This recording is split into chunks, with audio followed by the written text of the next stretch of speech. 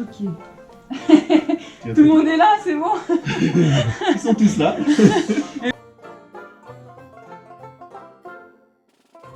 Bonjour à tous. On se retrouve aujourd'hui de nouveau avec Frédéric Deltour. Bienvenue à la ferme, Maëva. Avec les lamas, voilà. Ouais, tu m'as dit aujourd'hui que tu voulais qu'on parle un petit peu de budget ou de choses reliées avec comment gérer sa vie au niveau financier. Ouais, j'avais envie de parler de comment gérer son budget. Voilà, je trouve que c'est une réflexion importante, aussi importante en fait que l'alimentation. Et surtout de nos jours, parce que c'est vrai que on attend beaucoup des personnes qui sont au-dessus de nous et qui ont énormément d'argent, qui donnent à ceux qui n'en ont pas ou très peu. Mais finalement, ça peut être bien de réfléchir comment gérer au mieux son budget. Parce que j'ai déjà remarqué aussi qu'on est finalement 4 000 ou 500 euros, on l'utilise toujours. Donc, comment utiliser cette somme-là au mieux, voilà. Donc, c'était avec toi intéressant, parce que je voulais aussi savoir comment toi tu gérais ton budget par rapport à ton mode de vie, voilà. Ok. Ouais, c'est une question qui est super intéressante. Alors, moi, c'est un aspect que j'inclus dans les formations que je fais, dans les cours en ligne que je fais, c'est la partie financière. Et moi, je l'appelle la liberté financière. Mais quand on parle de liberté financière, on a tout de suite l'idée, il faut que je gagne beaucoup d'argent pour être libre financièrement. Et en fait, le premier truc qui pour moi est important, en tout cas ce qui m'a aidé dans ma vie, de façon générale, et puis que j'explique beaucoup, c'est de comprendre que c'est pas autant ce que tu gagnes, mais qu'est-ce que tu dépenses. Donc quand tu parles de comment gérer son budget, c'est intéressant parce que comment est-ce que je peux dépenser moins d'argent pour être plus libre? C'est ça. Donc par exemple, tu vois, là on est ici dans cette ferme, moi ce que j'ai choisi de faire, c'est de garder des maisons. Donc ça me permet de jouer sur l'aspect qui au niveau financier est le plus important pour tous les ménages, c'est le logement. Le logement, dans la plupart des ménages, c'est 30-40% du budget de la famille. Quand tu dois payer un loyer de 500, 600, 800 euros, 1000 euros quand on est dans les régions parisiennes, moi la plupart des gens que je connais qui sont dans la région, c'est des 1000, 1200 euros, soit en crédit, soit en loyer. C'est ça. Donc si tu arrives déjà au niveau de ton budget à avoir un moyen, soit de limiter la partie logement, soit d'avoir zéro, et il y a 50 000 solutions, on pourrait en parler pendant des heures, mais de garder des maisons, tu peux faire du co-housing, ils appellent ça en anglais, donc tu gères ta maison, par exemple tu prends un crédit à une maison, et puis tu loues une partie de ta maison, soit une partie studio, soit une chambre, et donc ça paye la moitié de ton loyer ou de ton crédit. Donc si déjà tu joues sur cette partie-là, par exemple dans ma situation, moi ça fait 7 ans que je suis nomade, 8 ans bientôt, j'ai pas payé une seule fois de loyer. Donc si tu comptes ce que ça représente en termes d'argent, si on fait une moyenne à 1000 euros, on va dire, de loyer, c'est 12 000 euros par an. Ah, c'est énorme. Donc là, quand on parle de budget, c'est déjà comment est-ce que je peux non pas gagner 12 000 euros, mais économiser 12 000 euros. Et là, ça change la donne. Ouais. Après, il y a d'autres choses au niveau du budget qui sont importantes. Alors, on pense toujours à faire des petites économies. Comment est-ce qu'on peut, tu vois, manger de façon un peu plus efficace. Alors effectivement, il y a beaucoup de gens qui me posent la question, mais quand je leur demande comment ils vivent, vu qu'ils ne font pas à manger à la maison ou qu'ils vivent à l'extérieur, ils me disent c'est difficile parce que je travaille, parce que je suis tout le temps dehors, donc je vais acheter un truc au supermarché ou je vais au resto ou j'achète un sandwich. Mais quand tu calcules réellement ça, ce que ça coûte, tu vas dépenser 5, 10, 15 euros alors que tu aurais dépensé 2 euros si tu prends 5 minutes de le faire toi-même. Voilà, ouais. Donc, je ne sais pas comment toi tu fonctionnes avec tes enfants. Du coup, oui, comment je fonctionne, c'est-à-dire que déjà, j'essaye de voir par rapport à ce qui est proposé par la société, rien que par rapport aux charges fixes, par exemple, je vois le budget Internet, par exemple. Alors, j'avais un forfait à 2 euros au départ. Tu vois, 2 euros, c'est rien. Donc, bon, il n'y avait que 2 heures d'appel, SMS illimité, c'était un peu limite au niveau d'Internet. Quand Raphaël est décédé, je me suis dit, il faut que je fasse différemment. J'avais le choix entre 40 gigas à 10 euros ou 20 euros illimité Internet. Donc je me suis fait ce petit luxe de 20 euros, ok. Mais là aussi, on s'aperçoit que bon, c'est une question de choix par rapport à notre situation. Qu'est-ce qu'on peut faire? Alors moi, j'ai Internet sur l'ordinateur aussi grâce à ça, grâce au forfait à 20 euros, donc c'est pas grand-chose. Par rapport à une ligne fixe, par exemple, quand on est dans une maison, c'est tout de suite 40 pour Internet. Oui, alors que là, on peut passer à 10, quoi. Toi, tu es tout le temps sur la route aussi. Ouais, je bouge aussi. Donc c'est la solution qui est la plus adaptée. Plus adaptée, oui. Donc il y a ça. Et puis il y a aussi, par rapport à la banque, par exemple, j'ai fait le choix de prendre la carte la moins chère, donc j'ai que 5 euros par mois. Je pourrais aussi, je me rappelle, Raphaël, il avait 20 euros par mois parce qu'il avait des options de ci, de ça. Donc là aussi, Il y a la possibilité de réduire. Est-ce qu'il y a d'autres? Internet.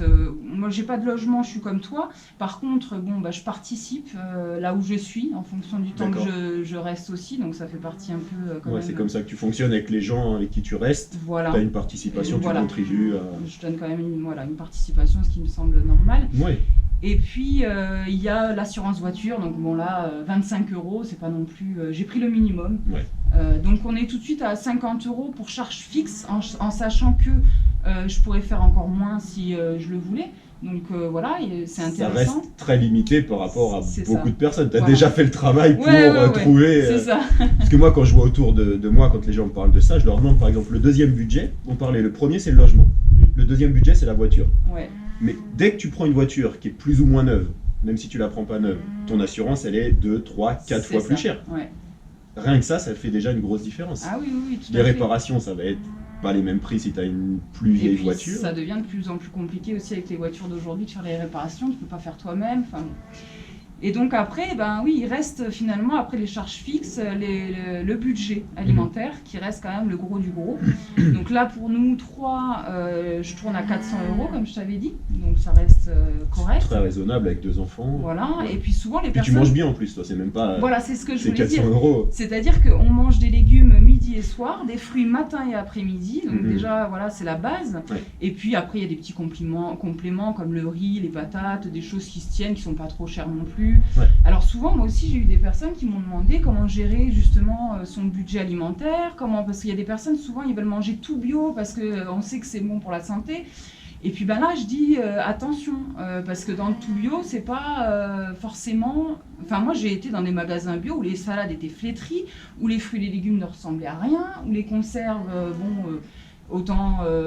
il faut réfléchir à ce qu'on fait. Vaut mieux acheter une mangue qui est bien mûre au Leclerc qu'une mangue bio verte, voilà. Donc il y a ça aussi. Et puis il y a des fruits et des légumes, qui n'ont pas besoin d'être bio. Oui, parce qu'il n'y a pas tout le problème de banane, pesticides qui sont absorbés, etc. Le brocoli, par exemple, c'est un des trucs qui est beaucoup moins un problème de l'acheter bio ou pas bio, parce qu'ils ne mettent pas autant de pesticides dessus.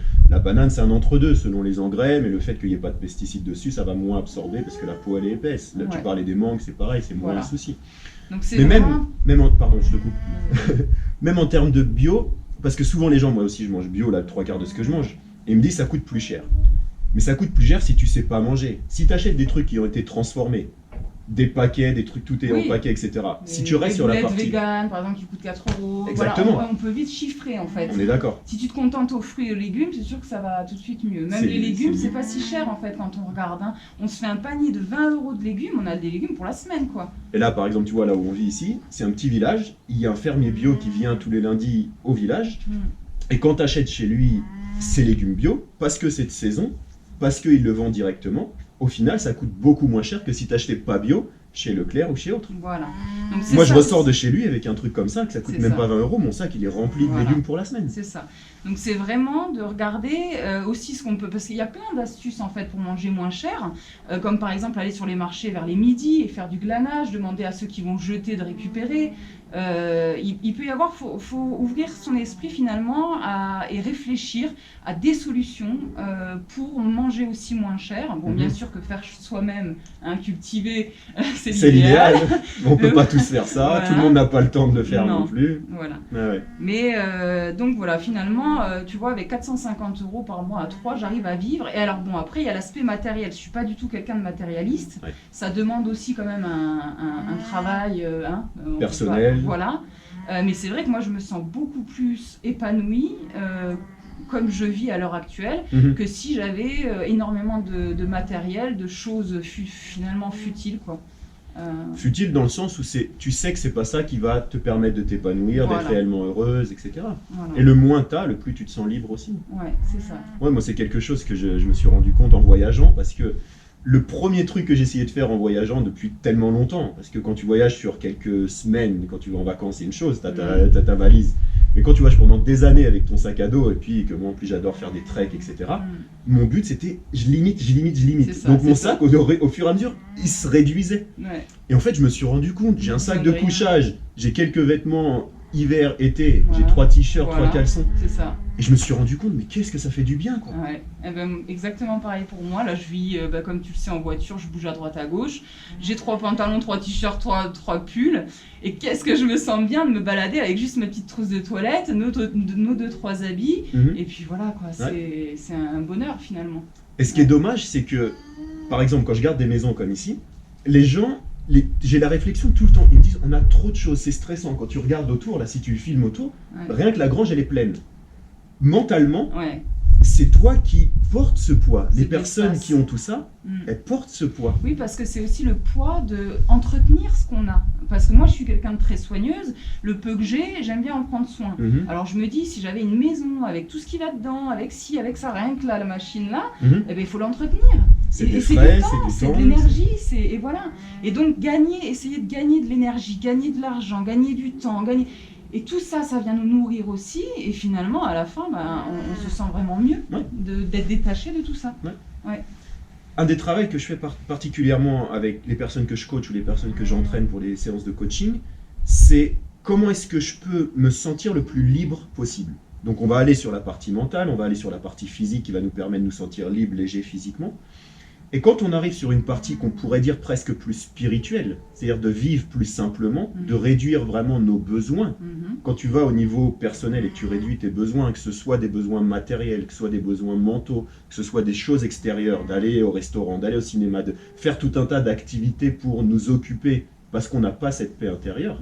Donc quand tu fais ce travail et que tu arrives à trouver cette paix intérieure, tous les plus que tu vas avoir dans la vie parce qu'ils arrivent, ils sont géniaux, ils te nourrissent, mais tu n'en as plus besoin.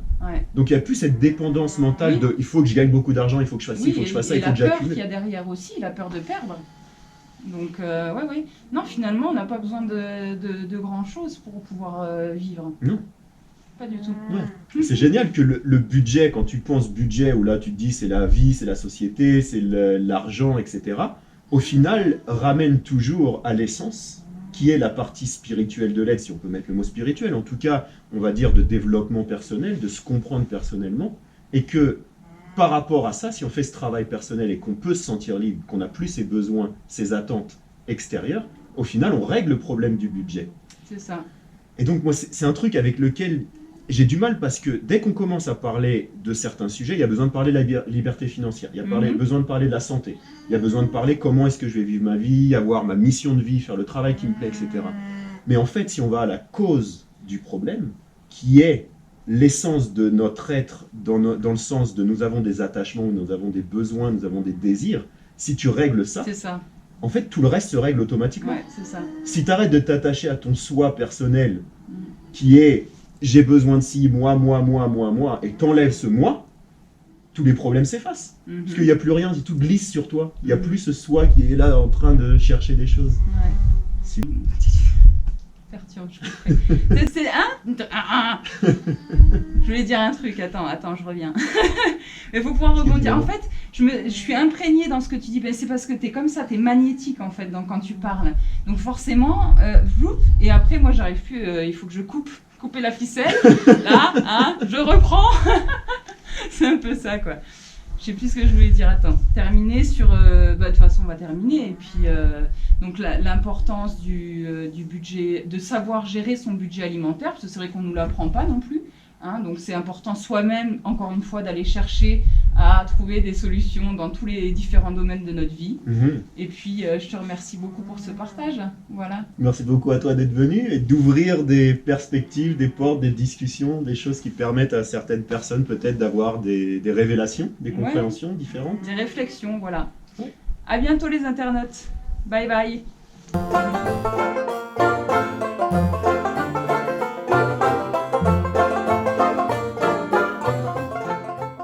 Je voulais te faire un petit message personnel à toi qui me regarde. Je voulais te dire que si ma vidéo t'a plu, t'a fait plaisir, t'a apporté quelque chose de positif, t'a aidé, guidé, remotivé, tu es aussi en mesure de contribuer au changement. Tu peux liker la vidéo, la commenter, la partager. Commenter tu peux plus. Bon, c'est pas grave. Mais tu peux toujours t'abonner à ma chaîne YouTube aussi. Et puis maintenant, tu peux faire un petit don PayPal. En haut à droite, sur ma page d'accueil de YouTube, tu as un petit P sur lequel tu peux cliquer. Et puis sous cette vidéo, tu as aussi un lien sur lequel tu peux cliquer.